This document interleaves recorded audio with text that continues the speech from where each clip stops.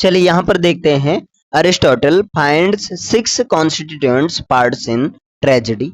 Aristotle tragedy में 6 elements पाते हैं।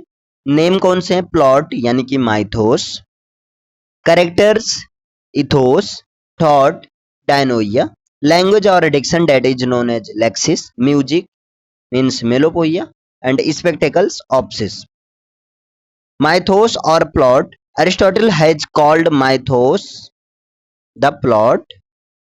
अरिस्टोटल ने माइथोस यानी कि प्लॉट को कहा है, क्या कहा है? The soul of tragedy. According to Aristotle, Aristotle के अनुसार माइथोस यानी कि प्लॉट जो है वो the soul of tragedy, tragedy की सोल है। ट्रेजेडी की सोल के रूप में माइथोस यानी कि प्लॉट को माना है।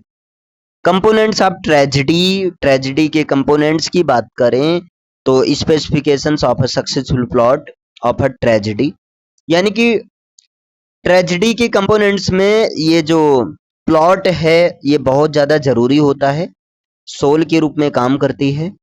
नेक्स्ट है कैरेक्टर्स और ethos. Aristotle has mentioned the qualities और character of the protagonist of a tragedy. Aristotle ने ट्रेजेडी में जो प्रोटैगोनिस्ट होता है उस कैरेक्टर की क्वालिटीज को मेंशन किया है। The first requirement was his goodness. पहली रिक्वायरमेंट ये होती है उसकी अच्छाईपन, कि प्रोटैगोनिस्ट के अंदर अच्छाईपन होना चाहिए। Second thing, to aim at his property, courage and dare to everyone. और दूसरी चीज ये वो हर कोई के लिए प्यारा होना चाहिए, और दूसरा नंबर बहुत ज्यादा गरीब भी नहीं होना चाहिए। Thirdly, a character must be true to life. This is a indistinct thing from goodness and propriety. तीसरा ये है कि एक कैरेक्टर जो होता है वो लाइफ के प्रति सच्चा होना चाहिए। अच्छा, ये चीज गुडनेस या प्रोप्राइटी से अलग चीज है। Fourth point is consistency to everyone. और फोर्थ पॉइंट ये है कि हर कोई के प्रति एक कंसिस्टेंस रखना, एक ऑनेस्ट रहना। नेक्स्ट है हेमरसिया और द ट्रेजिक फेलिंग। अब देखते हैं हेमरसिया या ट्रेजिक फेलिंग होता क्या है।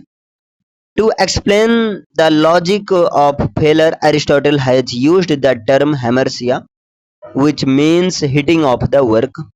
हेमरसिया का मतलब होता है hitting of the work. Hamartia को ट्रेजिक फ्लॉ कहते हैं। Hamartia is also known as tragic flaw. Hamartia को ट्रेजिक फ्लॉ भी कहते हैं। हेमरसिया is the fall of nobleman, means hero is caused by a cardinal sin or a serious lapse. हेमरसिया जो एक तरह से नोबलमैन के फाल होता है, मतलब जहां पर हीरो का फाल डाउन होने लगता है, जहां पर एक क्लाइमेक्स शुरू होता है वहीं से हेमरसिया शुरू होता है। One of the most common flaws in tragic heroes is hubris. Aristotle used the word in his books Poetics. In this book he taken as a mistake or error in judgment. अब जैसे यहाँ पर देखिए Hamlet, Macbeth, Othello, King Lear, ये सब जो हैं कहीं ना कहीं प्ले में बहुत ज्यादा सफर करते हैं, और यही चीज ट्रेजिक फ्लॉ, और जहां से ये सफर करना शुरू करते हैं वहां से ट्रेजिक फ्लॉ होना शुरू होता है, और वहीं से हेमरसिया उसे को कहते हैं। थॉट और dianoia. Aristotle says little about thought. Aristotle ने थॉट के बारे में बहुत कम कहा है। थॉट और व्हाट अ कैरेक्टर थिंग्स और feels during his career in the play.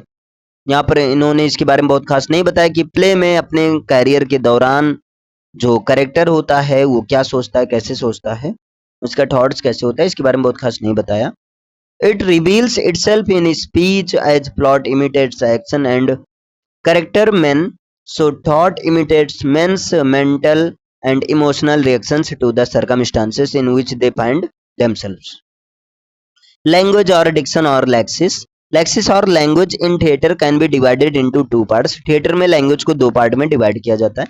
The spoken word, एक तो जो बोलकर बताया जाता है, और दूसरा द संग वर्ड जो गाकर एक सॉन्ग के थ्रू बताया जाता है। It is the selection of words और vocabulary used by dramatist.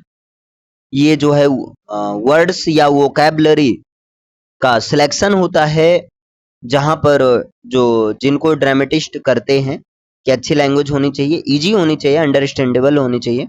Dickson is expression of the meaning in words same both in verse और प्रोज। चाहे वो वर्स हो चाहे वो प्रोज हो, दोनों में एक मीनिंग को एक्सप्रेशन होता है। म्यूजिक और मेलोपोइया। द ग्रीक कोरस, अब यहाँ देखिए कोरस का मतलब होता है एक a group of singers, singers का ग्रुप, and actors had the liberty to use all the prevalent musical forms.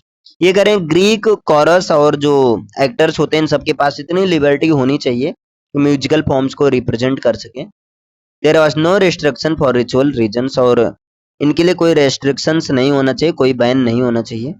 The immense variety of tunes and melodies with the subtle nuisance of tone color could have provided a vast area of cultural reference.